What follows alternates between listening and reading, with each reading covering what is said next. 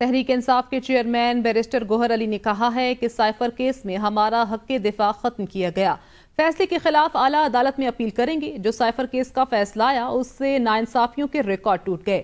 Trial مکمل ہوئے بغیر 342 کا بیان ریکارڈ کیا گیا۔ سائفر کیس میں ملزمان کے بیان پر ابھی تک جج نے دستخط نہیں کیے۔ شاہ محمود قریشی کا بیان لیے بغیر ہی فیصلہ سنا دیا گیا۔ ہمیں ابھی تک فیصلے کی کاپی بھی نہیں ملی۔ ہمارا حق دفاع کل حذف کیا گیا تھا۔ 3 دن کے اندر 25 گواہ کرائے گئے۔ اب کل اس میں 342 بیان کے لیے رکھا ہوا ہے خان صاحب کی۔ ہم واپس آئے۔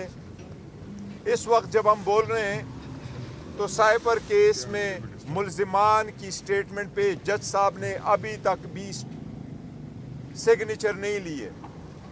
جب ابھی ملزم کی سٹیٹمنٹ ریکارڈ ہو ہی رہی تھی شاہ محمود قریشی صاحب کی کہ جج صاحب نے سینٹنس اناؤنس کیا، اور یہ پہلی مرتبہ ہے کہ جج صاحب جا چکے ہیں اور ابھی تک ہمیں وہ ججمنٹ کی کاپی نہیں دی گئی ہے۔